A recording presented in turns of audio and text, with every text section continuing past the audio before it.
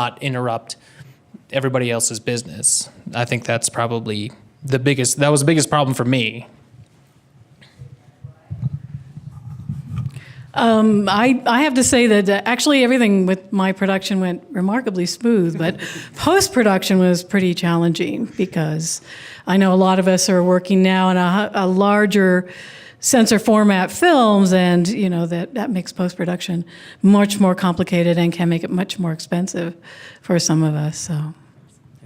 I'm going to say something very similar to you, that anytime we did anything that involved either like trying to decide if we needed to do CGI or if we needed to do some kind of practical effect instead, planning that out and getting that to work properly, and especially if you're doing CGI, you have to do everything before you realize what the CGI is going to look like. So you're kind of hoping and praying it's going to turn out right when you get down to the computer part of the post-production process. So I always find that particularly challenging. And everything on Jasper was so easy. It just all fell into place. That's impossible. It's impossible. Probably very few of us are doing this as the day job. So a lot of the challenges that you find is coordinating, getting people that are passionate enough to come out and work 8 to 10 hours in their day job and then come out and hang out on a film set for another 12 hours and then go back to their day job for another 8 hours and do it for low wages and cold pizza and get, makeup smeared on their face and have to, all this fun stuff. But, we do it for the love. It's always, there are a lot of challenges, but we love doing it because we're just wackos. So.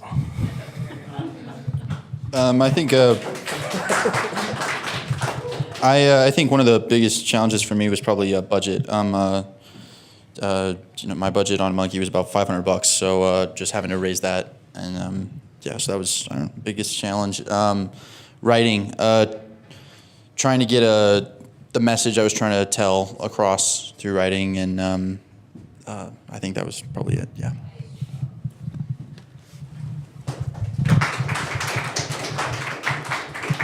Audience question? Michael, do you have a question? Me? Yeah, you. Yes, you, Michael. I don't know if you guys know, but Michael runs Bliss Fest. So as another festival and things like that, he might have some questions for filmmakers, maybe. Well, you gotta come up to the mic. Oh, no, you gotta come up to the mic.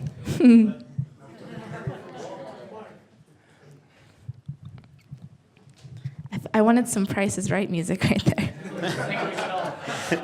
So, actually, I'm a filmmaker myself, and I'm wondering what you guys actually think right now is the best camera to be shooting films with. It doesn't matter what camera you shoot with. If your story is good enough, no one cares. I would second that.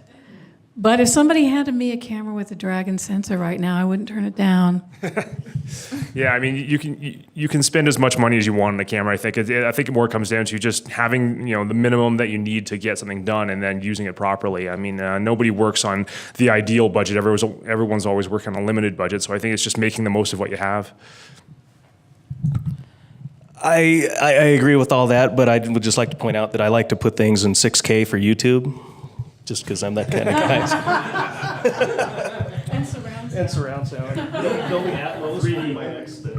I personally kind of third with them. It's kind of all about the story. I think too many people are so focused on who has the nicest camera, who has the nicest editing equipment. And there's tools that can help us tell a story better, but I think the problem is, the writing's not very good anymore. And however, I mean, the camera I kind of particularly like, the only reason I use it is because I have access to it, is the Blackmagic CinemaCam. It's just a nice, good blank slate, lets you color correct really nicely. It helps me get the image I'm looking for. But like I said, yeah, I think it's all with the story. I don't think it really matters as long as you can actually tell what you're looking at. So. Awesome, thank you. And then, one second, sorry.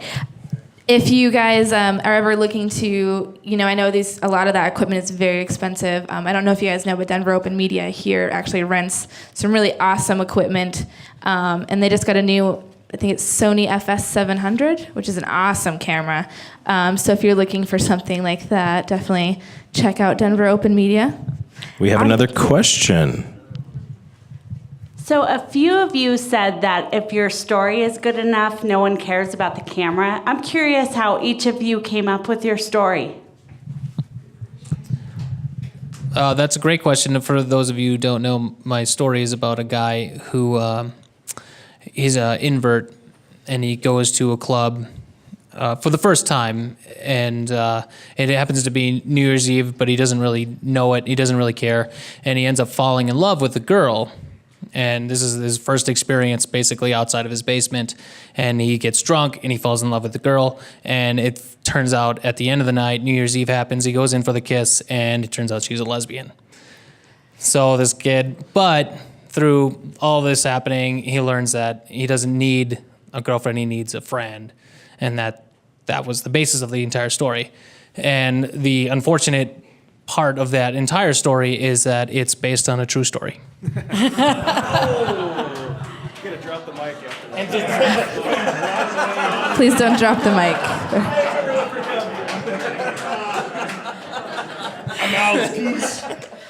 And I saw your film, and I thought it was thoroughly charming, by the way. Yeah. Mine is actually, I have the writer in the audience tonight. It's based on a short story written by my brother and about a family incident. He changed it a lot, and then I took it away from him and changed it even more. So almost nobody recognizes it now, but that's essentially where it came from. So.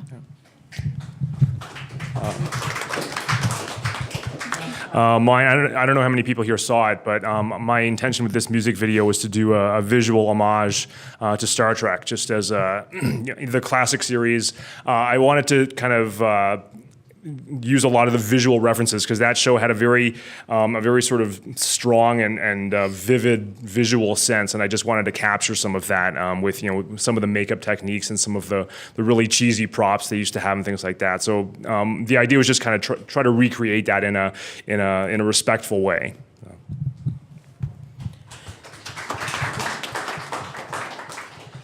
Jasper, probably not all of you saw it. It was the last one that screened in this room right before the Q&A. It's the story of a guy who suffers from schizophrenia, whose wife has been supportive for a long time, but has since decided she's done with him, and is kind of drifting apart. And he has to decide if it's worthwhile for him to take the medication that makes him feel better, but is ruining his life, or deal with not taking the medication and being tormented by this evil clown played by Michael O'Neill, who's basically shows up every day and tries to convince him to kill himself. And kind of the core of Jasper, and I guess where it came from, is just thinking. I like writing character studies, and Jasper was kind of a character study in betrayal, and how badly people can treat each other, and how far you can kind of take that. How can you end up in a situation where you're in somebody that you've been deeply in love with? Sorry. But no longer are, and It's just been censored. yeah, Deeply in love. Dun, dun, dun, dun. and how far can you take that, and how dark of a place can you take that kind of thing? So that's kind of where that came from.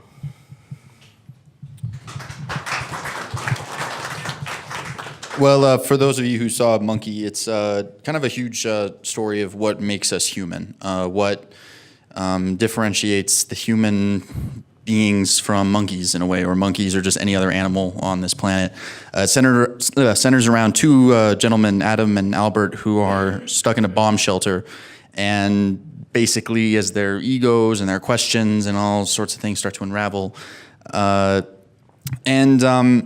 The concept really kind of came from a good friend of mine. His name's Greg, and he kind of came up with me with a concept about two guys trapped in a box and what that would be like, a very surreal idea. And and then when I actually sat down and really wrote the script, because I fell in love with the idea, I borrowed a lot from like Kafka, Report to Academy, which is one of my favorite short stories. And the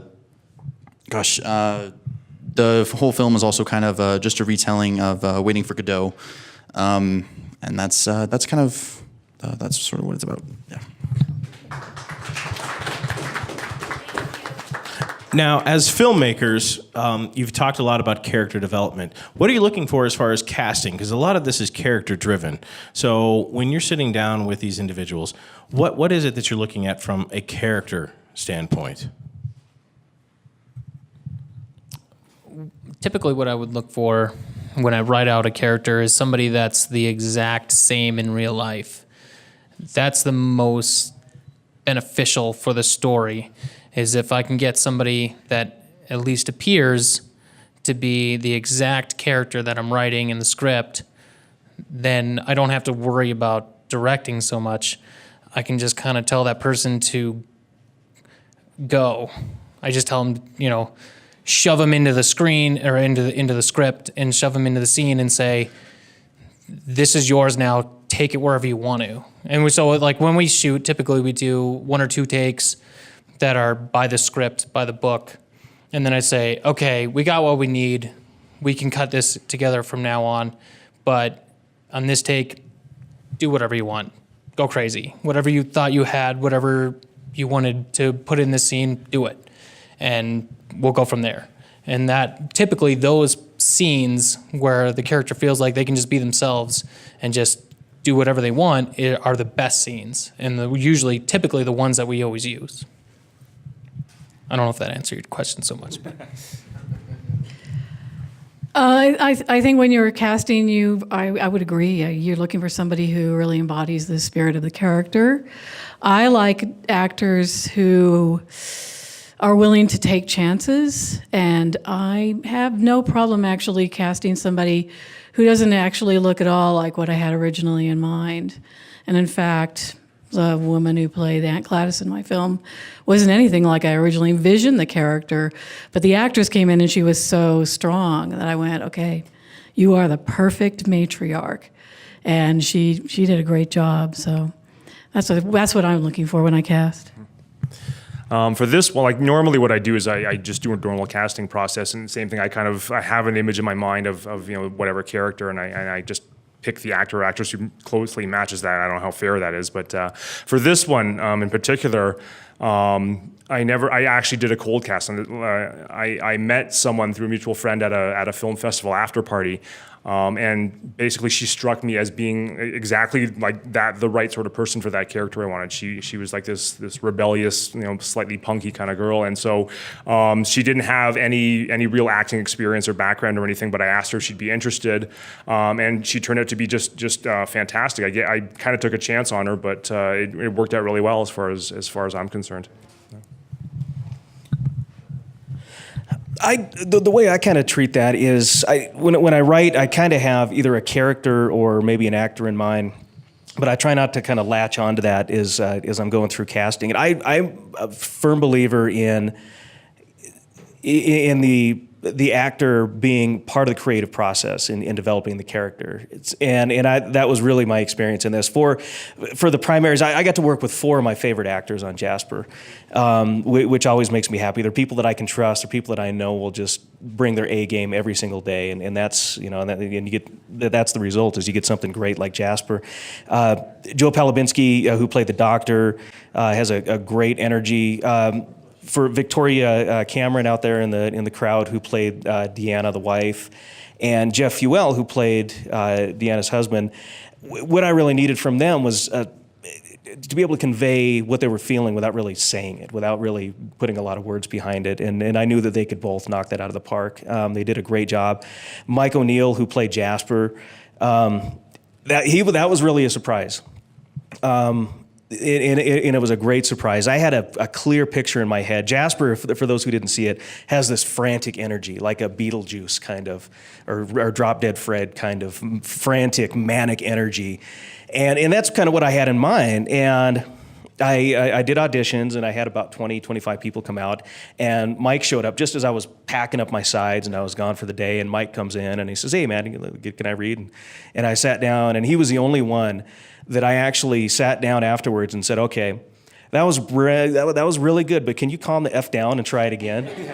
And that was great because he brought stuff to Jasper that I had no idea. He showed me what the character of Jasper was really capable of, and you can't ask for more as a director when something like that happens. So I was absolutely thrilled.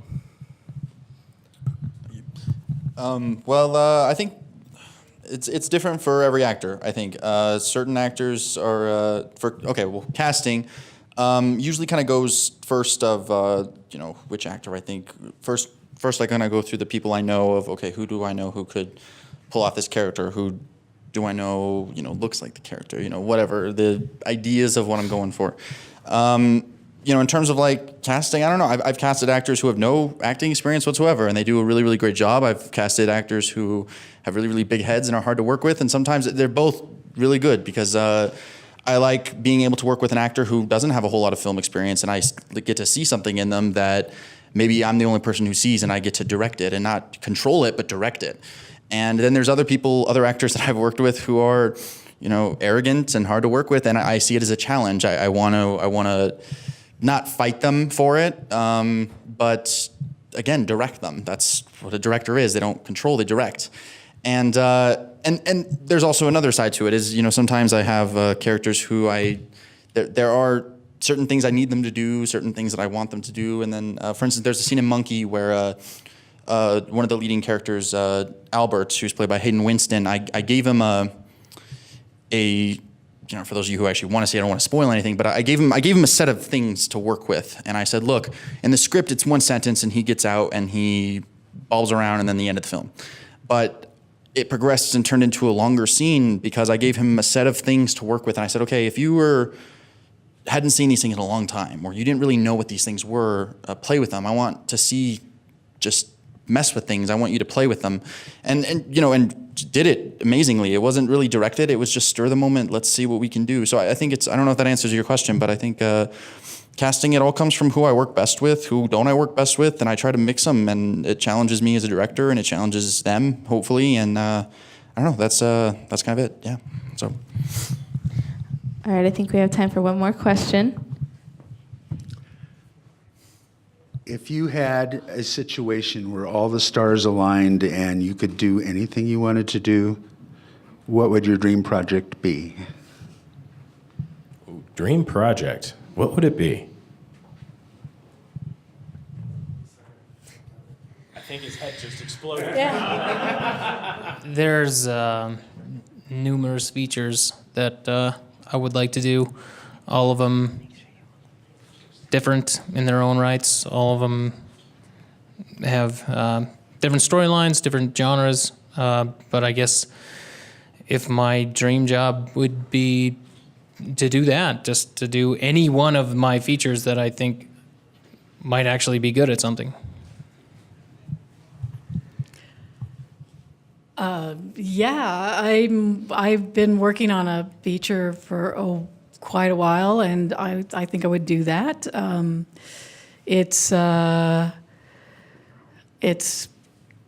I kind of liked to go in more experimental direction, I guess. I'm moving away from strictly narrative film now. It's been fun, but I want to do something different. So I guess that would be my dream project.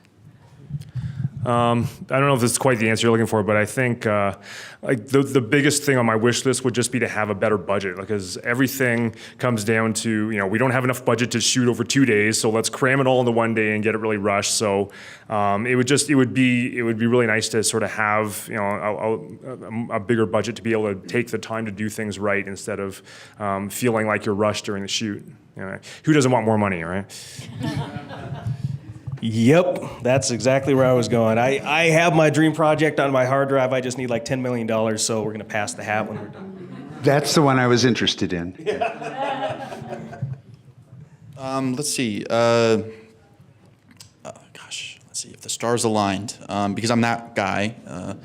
But I don't know. I think I turned it down, and the reason why is because I don't personally think I'm ready for the stars to align. I'm not ready for it because, the king doesn't become the true king just by getting handed the crown. He becomes the king by pulling a sword out of a stone. So I don't know. My dream job, dream project. God, I don't know. Probably just more money, I guess. Isn't that what everything's about? Sorry, I couldn't answer it for you. I'd probably try to just take each and every single one of all those stupid stars lining up and try to just make other little projects and other little films, and maybe one day they don't have to align. He's wrapping it up. There you go. The correct answer was Star Wars, of course. All right, thank you so much, guys, for coming out to this year's Intendence Film Festival. If you have more questions about the films, you can go on to www.intendence.org. Later, after the festival is over, we'll be posting information about the films as it becomes available to us. All right. Thank you for this evening, ladies and gentlemen. We appreciate your time.